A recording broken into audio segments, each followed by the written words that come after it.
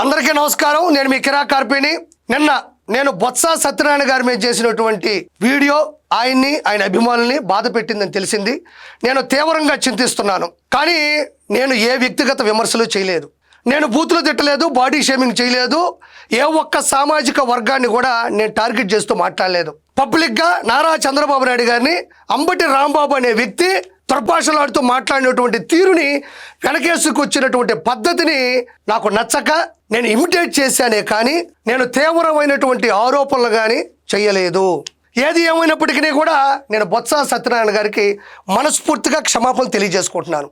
ఒకటన్ పెద్ద ఆయన, నేను మీకు క్షమాపణలు తెలియజేసుకున్నాను. మరి మీ వర్గానికి సంబంధించిన వాళ్ళు కూడా 2019 నుంచి 2024 మధ్యన బొత్స గారు చాలామంది క్షమాపణలు చెప్పాలి.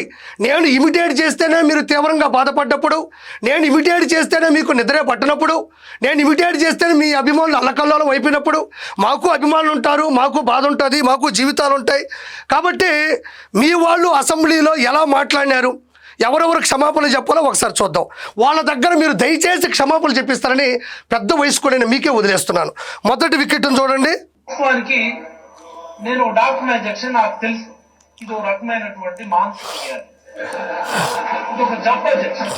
ఇట్స్ మెడికల్ ఎమర్జెన్సీ, మీరు దయచేసి ఈ శాసనసభ ఆవరణలో ఉన్నటువంటి డాక్టర్ని పిలిపించి ముందుగా ఆయనకి పరీక్షలు చేయించి హాస్పిటల్లో జాయిన్ చేయించి జబ్బు నయమైన తర్వాత. పెద్ద అయినా చూసావు కదా, సిదిరి అప్పలరాజు పలాస ఎమ్మెల్యే 2019 నుంచి 2024 మధ్యన శాసనసభ్యుడిగా పనిచేస్తూ అసెంబ్లీకి వచ్చాడు. మీకు 151 సీట్లు ఉన్నాయి. సంఖ్యాబలం అత్యధికంగా మీకు అసెంబ్లీలో ఉంది. ఉంటే ఏం లాభం? అత్యుత్సాహ ప్రదర్శనతో అప్పటికే 3 సార్లు ముఖ్యమంత్రి, 8 సార్లు శాసనసభ్యుడిగా పనిచేసి విజనరీ ఉన్న విలువైన లెజెండ్ అయిన నారా చంద్రబాబు నాయుడు గారిని ఎలాంటి దారుణంగా మాట్లాడారో మీరు విన్నారు. మానసిక రోగి, మానసిక పరిస్థితి బాగోలేదు, డాక్టర్ దగ్గర తీసుకెళ్ళండి అని మాట్లాడినాడు కదా. దీన్ని ఏమంటారు మీరే చెప్పాలి పెద్ద ఆయన. దీనికి ఇతను ఇంతవరకు క్షమాపణ చెప్పకపోగా కనీసం సమాధానం కూడా చెప్పలేదు. నేను చెప్పానుగా, నేనేం బాధపడలేదే, నేనే తక్కువగా ఆలోచించలేదే.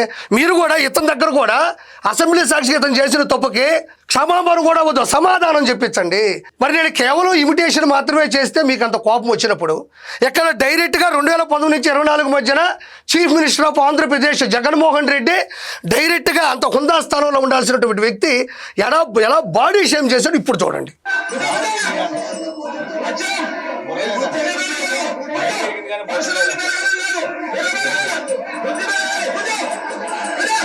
ఎక్కడ జగన్మోహన్ రెడ్డి అసెంబ్లీ సాక్షిగా అచ్చెన్నాయుడు గారిని పట్టుకొని, ఒక బీసీ పెట్టి అచ్చెన్నాయుడు గారిని పట్టుకొని, నీకు బుర్ర లేదు, బుద్ధి లేదు, నువ్వు మనిషి పెరిగావు కానీ నీకు తెలివితేటలు లేవు అంటున్నాడు. మరి దీన్ని ఏమంటారు? బాడీ షేమ్ అంటారు కదా. మరి జగన్మోహన్ రెడ్డి కూడా 100% క్షమాపణ చెప్పాలని నేను మనస్ఫూర్తిగా కోరుకుంటున్నా. పెద్ద ఆయన, నువ్వే దగ్గరుండి ఈ మనిషి దగ్గర అచ్చెన్నాయుడు గారికి కూడా సమాధానం చెప్పించాలి, క్షమాపణ చెప్పించాలని కోరుకుంటున్నా. బాలకృష్ణ లోపల రానియద్దు, ఎందుకంటే ఆయన సత్యం తెచ్చుకున్నాడు, ఆయనకి మెంటల్ గా ప్రాబ్లం ఉందని. మా వాళ్ళు సైతం అసలు సైకో వాళ్ళు వాళ్ళ మావ. పెద్ద ఇక్కడ మీరు గమనించారో లేదో, అప్పటి శాసనసభ్యుడు శ్రీకాళహస్తి శాసనసభ్యుడు మధుసూదన్ రెడ్డి, బియ్యపు మధుసూదన్ రెడ్డి డైరెక్ట్ గా బాలకృష్ణ గారిని పట్టుకొని, అప్పటికి ఆయన 2 సార్లు శాసనసభ్యుడిగా గెలిచారు హిందూపూర్ నియోజకవర్గం నుంచి. ఆయన పట్టుకొని ఎంత తీవ్రంగా మాట్లాడుతున్నారు. పద్ధతి పాడు లేకుండా మాట్లాడేటువంటి ఈ విధానానికి మీరు తప్పకుండా సమాధానంతో పాటు క్షమాపణ కూడా చెప్పించాలని కోరుకుంటుండా. ఇది చూడండి, ఇక్కడ చూడండి. ఆర్కే రోజా గారయ్యా, నగిరి శాసనసభ్యురాలు, మంత్రిగా పనిచేస్తున్నటువంటి ఆర్కే రోజా. ఆ రోజుల్లో మామూలుగా ఆవిడికి గొడవలు అంటే గోల్డ్ మెల్ల కొడుతుంది. దాంట్లో గొడవలు అన్నారంటే గోల్డ్ మెల్ల కొట్టేస్తుంది. ఇంట్లో ఉండే తలుపులకంతా అవే ఉంటాయి. అయితే ఏదో గొడవ అయినట్టుంది అసెంబ్లీలో, ఇక దిగేసింది రంగంలోకి. ఇంకా వెనక ముందు పద్ధతి పాడు అంటూ ఏముండదు. ఎలా బాడీ షేమింగ్ చేసిందో ఒకసారి చూడండి. పెద్ద ఆయన, తప్పకుండా ఈవిడ దగ్గర కూడా మీరు క్షమాపణ చెప్పించాలి, ఎందుకంటే నేను చెప్పాను కాబట్టి.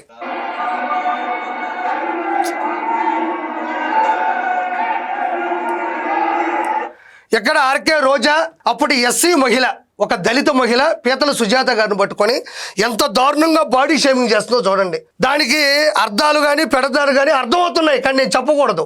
సభ్య సమాజంలో ఈ మహిళ ఇంకొక మహిళను పట్టుకొని అంత దారుణంగా వక్రీకరిస్తూ బాడీ షేమింగ్ చేస్తూ అట్టహాసంగా అసెంబ్లీలో నిలబడినటువంటి స్త్రీ ఈవిడ. చూడండి మళ్ళీ ఎలా అంటుంది, ఎంత దారుణంగా చూడండి. అదే ఇట్టంటుంది. దాని అర్థం మీరే తెలుసుకోవాలా. పెద్ద ఆయన ఈవిడ దగ్గర కూడా మీరు క్షమాపణ చెప్పించాలని మనస్ఫూర్తి కోరుకుంటున్నా. ఇతను వచ్చిన ప్రత్యేకంగా చెప్పనక్కర్లే. ఇతను వీళ్ళందరికీ నాయకుడు, బూతుల సామ్రాజ్య పితామహుడు. ఇతని పేరు కొడాలి నాని. కాబట్టి ఈవిడ వెనకబెట్టాడు సబ్స్టిట్యూట్గా, ఇన్స్టిట్యూట్లోకి ఇతను వచ్చాడు. ఇంక ఇతను కూర్చుని ప్రత్యేకంగా గుట్కా నాని గురించి ప్రత్యేకంగా చెప్పనక్కర్లేదు. ఇతని మీద పలు రకాలమైన కేసులు ఉన్నాయి. ఇతను నోరు తెరిచాడు అంటే ఇతను నోరు డ్రైనేజ్ డోరు రెండు ఒకటే.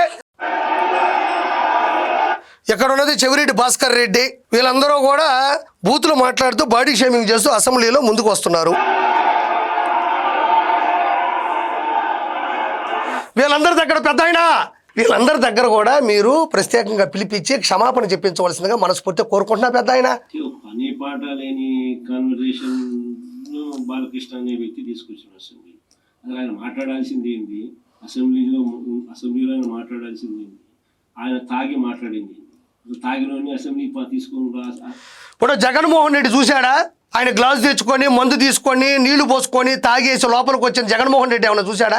అసెంబ్లీ సాక్షిగా వచ్చినటువంటి ఒక బాలకృష్ణ గారిని పట్టుకున్న శాసనసభ్యుడిని ఆ విధంగా దారుణంగా చిత్రీకరించడం అనేది ఎంతవరకు సమంజసం పెద్ద ఆయన?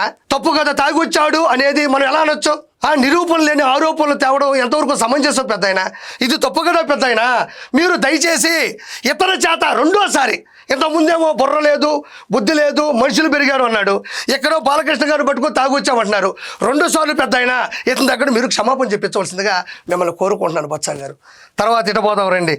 అసెంబ్లీలో మాట్లాడించే కార్యక్రమం చేస్తున్నారు అని అంటే స్పీకర్ బుద్ధి తాగినోడు ఆ మాదిరిగా మాట్లాడుతున్నాడు అని అంటే సైకలాజికల్ హెల్ప్.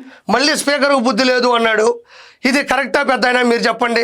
వయసులో పెద్దవారు, 3 సార్లు ఎమ్మెల్యేగా పనిచేశారు, ఒకసారి ఎంపీగా పనిచేశారు.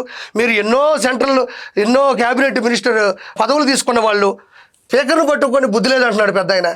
కాబట్టి 3వసారి కూడా క్షమాపణ చెప్పించవలసిందిగా మిమ్మల్ని కోరుకుంటున్నాను.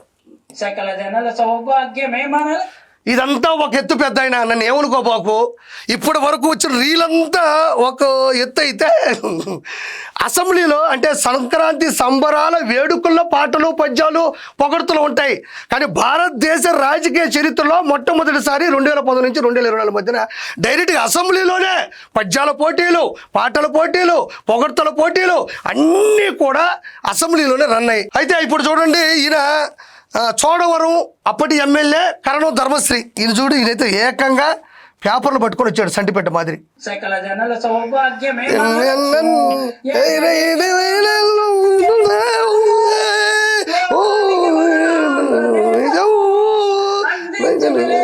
సందేశం అదే నన్న సందేశం. బొత్స సత్యనారాయణ గారు ఇది ఏకంగా అసెంబ్లీలో జగన్మోహన్ రెడ్డి కోసం పాడినటువంటి పాట అండి ఇది. అసెంబ్లీలో మరి 175 నియోజకవర్గాల నుంచి వచ్చిన శాసనసభ్యులు ఉంటారు. 5 రోజులు 6 రోజులు అసెంబ్లీ జరుగుతుంది. రకరకాల ప్రశ్నలు ఉంటాయి, రకరకాల సమస్యలు ఉంటాయి. వాటి గురించి మాట్లాడాల్సినటువంటి ఈ అసెంబ్లీలో అన్న పాట పాడించుకొని అన్న చూడు, ఇది చూడయ్యా, ఇది ఒక్కటి చూడండి. నాకు ఎంతో ఇష్టమైన ఫోటో ఇది. ఇక్కడ చూడండి, ఆ పాట పాడుతున్నప్పుడు ఆయన ఆనందం చూడండి. ఏందండి ఇది బొత్స సత్యనారాయణ గారు? అబ్బా, ఆ ఫేస్కి ఆ నవ్వుకి మనం ఇచ్చే వాల్యూ ఎంత అండి? 11 అండి. ఇది కేవలం రాష్ట్రం మొత్తం సుభిక్షంగా పచ్చని పొలాలతో, పాడి పంటలతో, సౌభాగ్యాలతో, అష్టైశ్వర్యాలతో ఉన్నప్పుడు ఒక సీఎం ఇలా నవ్వితే తప్పులేదండి. బాబాయ్ బోయ, అమ్మ చెల్లి బోయ, ఇది చూడండి, పాట పాడించుకొని నవ్వుతున్నాడు అండి. ఇదిగో ఇది చూడండి, ఇది చూడండి. అసలు మళ్ళీ చూడాలనిపిస్తుంది బొత్స గారు. సందేశం అదే జన్న సందేశం. కథం ఇదిగోండి. ఓకే బొత్స సత్యనారాయణ గారు, దయచేసి మీకు నేను క్షమాపణ చెప్పాను.